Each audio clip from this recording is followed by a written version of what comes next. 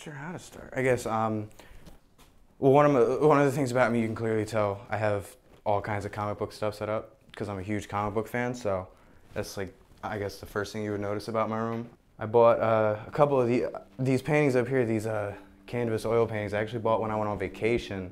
I watched the guy made them with spray paint, so I knew I just had to have them because I thought they looked beautiful.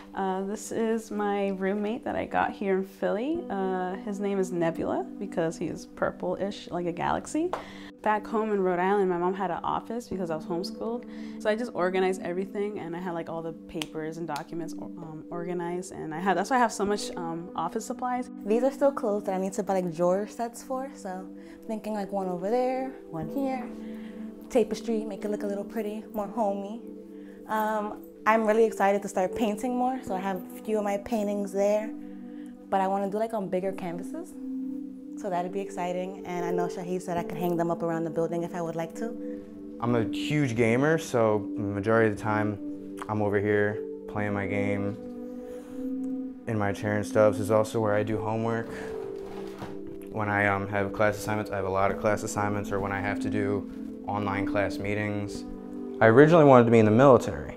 And that was because my adoptive parents actually told me, they were like, look, if you try to go to college, man, you're just gonna ruin your life. I was talking to recruiters, I had everything filled out. Literally, I just had to come in for, I think, a physical or something. After my junior year of high school, somewhere in the middle of summer, even to this day, I'm not 100% sure why, but I changed my mind, decided I still wanted to do college. But when I told them that, they were like, listen, you won't go anywhere if you go to college. And then I told them which college I wanted to go to, which was Temple University, and that made them laugh, because, like I said, they didn't think I could do that at all. I don't get rid of my books. I love them too much, so I'll end up rereading them, or I know I can donate them downstairs so I don't have to get rid of them. For example, Hamlet, I've read like 4 or 5 times, and there's 2 copies in here. I live with my aunt all my life, and that's just simply because my father was incarcerated and my birth mother always lived in the Dominican Republic. So I was always raised with my aunt, and that's my mom. That's my mom figure. And it's just a lot of stuff going on at home in terms of like, there's always noise, there's a lot of kids going on. It's very hard to focus on my schoolwork, let alone trying to get anything else done. My mother decided to move, and I didn't want to be alone. I do have family there, but it's not family that was very supportive. I found out in New Jersey, because I was stressed out, not having a job, starting all over in a new state, not knowing what I was going to do next. I spoke to a couple people from like colleges and online programs, because that's what I was going to do, actually, an online program. Even though it was going to cost me or I was going to be in debt, I didn't care. I just wanted to go back to school. I can't control anyone else's feelings, so when she's having a rough day or whatever, she kind of takes it out on me, and she's just like, move out, you're old enough. And I'm like, okay, well now I have to figure out my situation. I worked myself crazy to get accepted to Temple, and once I did, and they saw that, they didn't know what to say because I proved them wrong, and that's when the problems of finding where to live was, that's when they came up. Time came on and my mom kicked me out of the house, unfortunately, and so I had nowhere to go, and I couldn't go back to Rhode Island because my school was here, and I already started school, so my friend told me and recommended me to come here, and that's how I got into St. Joseph. So if they're in an environment that's unsafe or problematic, this student really has no place to go, really can't afford where they're going, and they can't focus on their education. I look for those things like that before I consider offering them the opportunity to come into our program. Because of the pandemic, those departments that students are normally able to go there and say, look, I'm having problems with rent right now. I'm having problems with food insecurities. And I'm like, they're not open. I'm not allowed to be able to make that connection. Like as far as going out to the school, doing presentations and telling people, getting the word out more about the program. Philadelphia has lots of great social services and lots of great homeless programs, but there aren't any that serve homeless college students. Father Joe Okonski here at St. Athanasius Church reached out to us about 2 years ago and said, I have a convent, it's about to be unoccupied, it's about to be vacant. So we came and toured it, and as we walked through it, we're just like, this looks like a dorm. So we worked with the neighbors, who were fantastic, here in West Oak Lane. We worked with the community group, the council person, and we found a funder who was willing to help us renovate the program. And then the coronavirus, the campuses started closing. So we were still in construction and realizing that students might become homeless as campuses closed and they had no safe place to go. So we opened the building before the building was finished. And that's when I knew this program would work, because students were telling us that without this, they would have been homeless and they would have had to drop out of school. And I knew that our staff were the right people for the jobs because they just rolled with it. I moved in last week, or I went through the interview process last week, then moved in about 3 or 4 days ago. When I first got here and I did my first night and I couldn't sleep and I was very anxious, I kind of like walked around and stumbled across like the chapel, and I sat here for a minute and it did calm me. It was just like a very calming space for me. So I figured whenever I felt like that again, I could come back, and it's always done the same thing for me. It kind of grounds me, it centers me, and it makes me feel better. So it's kind of become my spot. So as of right now, everything is virtual, and my classes meet on like Zoom or Microsoft Teams or things like that. I know that for myself, working in my room isn't really helpful. So I would always have to find like a library or like an area where I feel like I can actually sit at a desk and do my work. So now I kind of have to readjust and like find ways to get myself back into like that setting without having it. I've been here for, May?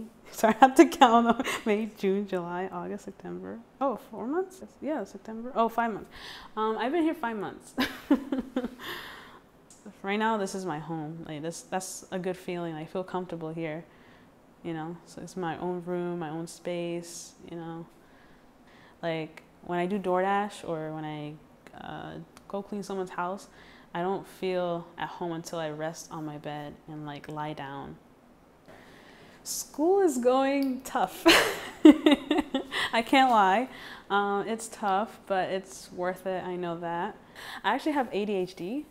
And so for me to like focus in my room on my own online, it's just hard for me. Like I struggle. So for me to actually like get A's and B's is like, it shocks me because I never thought I could do that, especially online. I've been at St. Joseph's House for, I think I'm going on a month now. I think I've been in here for almost a month. Well, I've been in foster care my whole life, ever since I was about 6 or 7. Most foster homes feel more like you have to watch out for the things you can't do than knowing you have the freedom to live your life and do the things you want to do. I guess, honestly, a day into being here, I realized this place is way much more like an apartment or dorm, and it has way more freedom than a dorm too. They just, you know, help you with things that you need help with. They're there as support, not as a warden. I like to be alone a lot, and so I liked it at first, but then like this thing's been going on for, I'm not exactly sure how long now, so after a while, like I want to go out and do things. I missed my prom.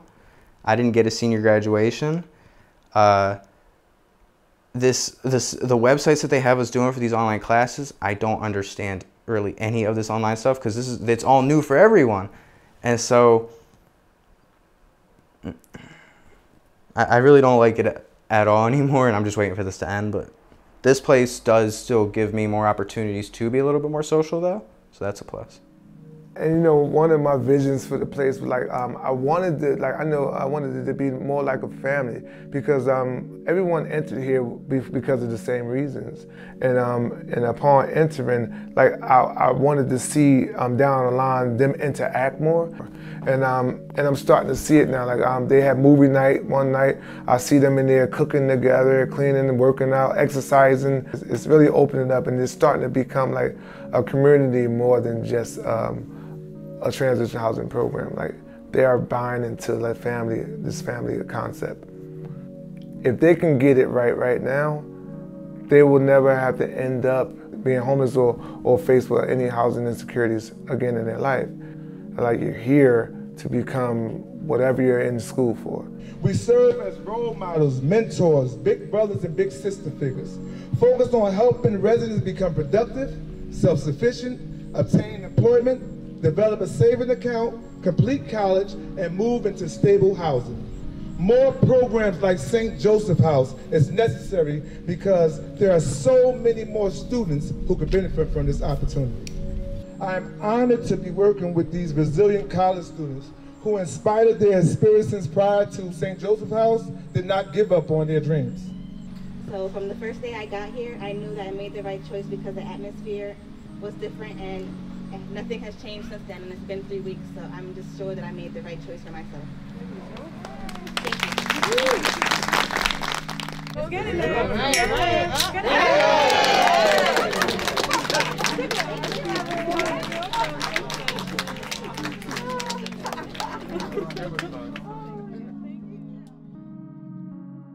For my first 2 years of college, I'm definitely going to stay here, and I figured every month I pay rent, put some other money aside to save, so that when my 2 years are up, I'll have enough to put a down payment on an apartment almost like anywhere in Philly, and I want to move much closer to Temple University, because hopefully by that time I will be doing in-person classes. So at this very point, I'm looking at forensic science.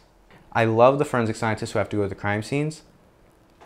So whenever I'd see, like, we would watch videos and documentaries and stuff, and I loved it. I thought it was so cool. And one of my favorite TV shows I watch is called The Flash.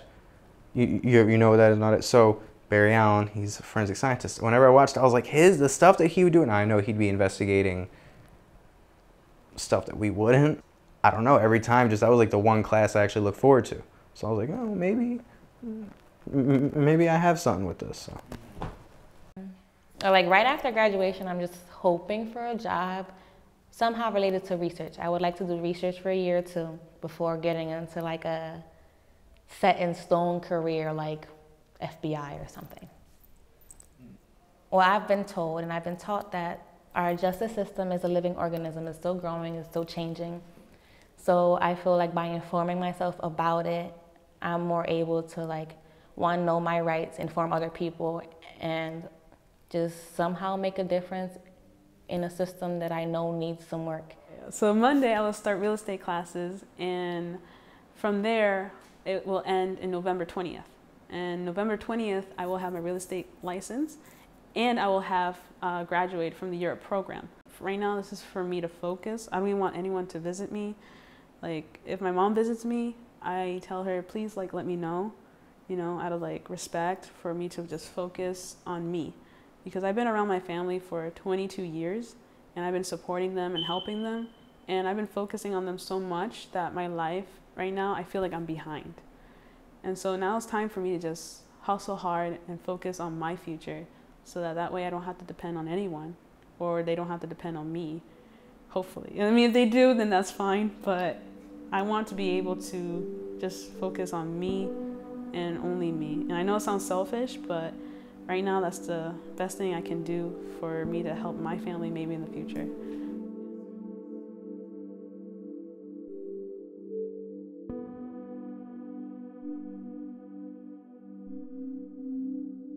My name is Felicia. I'm a student at LaSalle University. My name is Elizabeth. I am a student at LaSalle University. My name is Diego. I'm a student at Community College of Philadelphia. My name is Natalie. I'm a student at LaSalle University. My name is Kenya. I'm a student at Community College of Philadelphia. My name is Malik Williams. I am a senior at the Community College of Philadelphia. My name is Diamond, and I attend Chestnut Hill College in Philadelphia, Pennsylvania.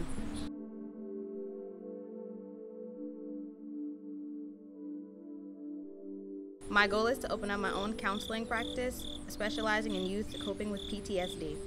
My goal is to help as many people as I can. My goal is to be a sexual assault therapist. My goal is to have a family-oriented business. My goal is to own my own property. My goal is to be the best version of myself. My goal is to establish financial stability.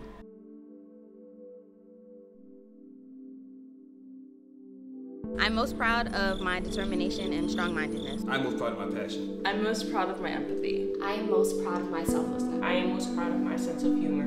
I am most proud of my versatility. I'm most proud of my ambition.